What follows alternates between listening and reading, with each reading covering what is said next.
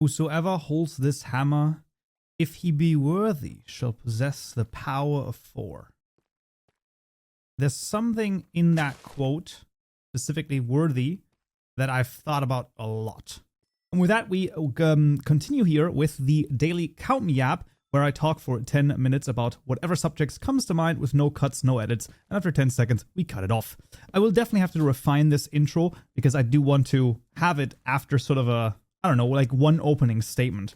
I think it makes the video a little bit clearer on what it is, because otherwise people might, well, come around with a different opinion on what it might be. But going to worthiness. I like this quote to a ridiculous degree, so much so that I have it set as my background of my computer and on my phone.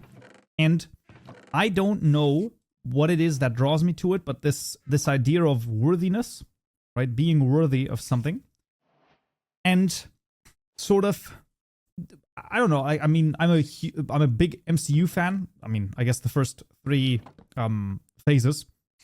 So ending with Endgame, and then afterwards I didn't even continue watching anymore because like the story was sort of done.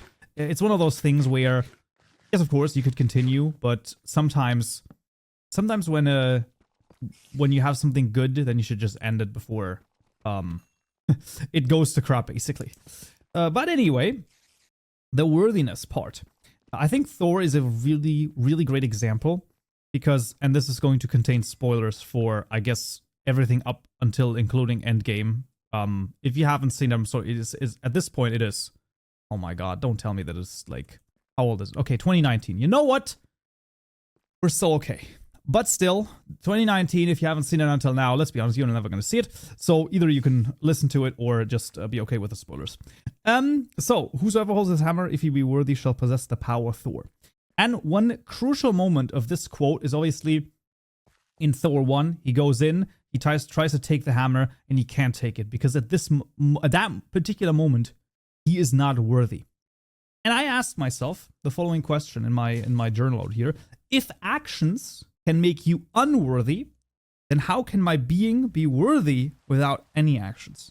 Now I think that is a question to ponder for about 10 years until you probably get an answer when you really think about it. And when I say my being, I mean being with a capital B. So your existence itself. This isn't sort of a contemplation on like, why do I exist? This is more a contemplation of, I guess, worthiness in some particular sense. Because I tried to like sort of get to the root of this, thinking about it. And there has to be a difference, even though you could use the same word, saying you're not worthy of something, or you are worthy of something. When you say your being is worth, or your being is worthy, I think those are two different things. Those are not the same worthy, so to speak. I think those do not occupy the same plane of existence, let's say. That's the best that I can do. And you see this in Endgame when they travel back in time and Thor tries to get the hammer, right? He's depressed. They failed. He became fat and all of that. And like fat and depressed, and it's just like, it's not a pretty sight to see. And then he gets the hammer and he says with tears in his eyes, "I'm still worthy." And that might be, I don't know, that might be like, that's a full character arc almost for Thor. For Thor, there you go. Where it's just incredible to me. And maybe that is the point. Maybe worthiness is a thing that just is, and it doesn't happen to us. I don't know. Those are just some random thoughts that I had because I had written this down not too long ago. And that's quite interesting to me. That's quite interesting to me. The other thing I wanted to talk about was the idea. I find this so funny. You know, people are like, "Oh, you know, if we had magic and we could do this and that." And I'm just sitting here, I'm just like, when you really think about it, right? Like, not only are we magical, but literally everything around us is magical all the time. It just has become so mundane that we don't even think about it. Oh my god, I don't remember these things. I should write down where I heard these things. But I watched a video. Oh, it was Sadhguru, 100%. It was Sadhguru, I'm pretty sure. and he said that, isn't it, he didn't say it verbatim like this. I'm gonna repeat it with my own words. Isn't it crazy that when you eat a bagel, your body turns that bagel into a human being? Now, you can say but it's true, right? When you eat something, that eventually turns into you. I'm sorry, if that's not magical, then I don't know what is. Now you can say, well, you can describe it as a biological process. Okay, in my opinion, it doesn't make it any less, I mean, magical in that sense. I think magical is a perfect word for this, because it's unbelievable in some sense. You eat something and it becomes you. Whoa. Okay. You are what you eat, I guess. But then you also have the idea that I wrote down a quote.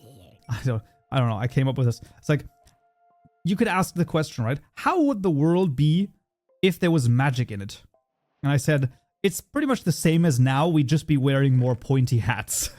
And when you really think about it, it's kind of true. Okay, now you could, I don't know, there's like telekinesis for like 5 meters around you. Okay, yeah, but as soon as everyone can do it, or as soon as this something, you know, it's nothing magical at that point, right? So magic are only things that you don't understand. So if we would have a world with magic, we would have a world without magic, because as soon as magic would be a thing, it would just exist.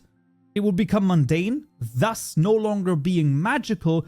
So then we would invent a new thing that we couldn't do, that then becomes magical to us again. Boom. You can think about that for a little bit as well. And the magic goes even further than just, let's say, the biological processes, but everything else. The fact that you are able to listen to this is incredible, okay? I live in Germany, in a random town. And I don't know where you're from, but let's say, I know that like a lot of people have listened to some of my videos before. So I know that there's people who have listened to some of my videos from South Africa. I know a couple of people from America. There's people in Japan that have watched my videos. Like, there are people from around the world that are able to listen to words that I've said. I don't, like, if that's not magical, I don't know what is. This is incredible. And we're blind to it because as soon as things work, they become at some point invisible, right? We don't notice when things work. And I think if there's anything to take away, I wanted to take these videos in a more practical way, a little bit at least. So if there's one piece of practical advice that I can give you, maybe notice the magic around you a little bit more, okay? So if things work, if people do things that make things work, how about you show some gratitude to them and also to just things working? I have a great quote over here by an interesting man, let's say, and that is, gratitude is a duty which ought to be paid, but which none have a right to expect, by Jean-Jacques Rousseau. And I mean, what a great quote, right? It is true. You should always be grateful for, I mean, basically anything that works or anything that happens in any type of way, but you shouldn't expect it from others. And I think if people went around like that, I think the world would be a much better place. But now it is completely the opposite, okay? Now it's sort of like, I expect you to be like, to give me gratitude. You expect that, and you're never giving it yourself. Now, I'm not talking about you specifically, but like the whole range of society, let's say, right? They expect gratitude, but they never give it out. And it's like, that's not, you can't do that. That's not how it works. It should be the exact opposite. You give out gratitude and you never expect it yourself. And then when you get it, you can be pleasantly surprised, I guess. Yeah, those are two things that I've thought about. I've thought about a few more things, I guess, in my recent pages over here that I'm flipping through. But yeah, that's sort of the idea. Worthiness, as well as the idea of magic all around us. And gratitude, I guess, going sort of hand in hand with that. But that's going to be it for today's Daily App. Hope to, well, talk to you tomorrow again. Until then.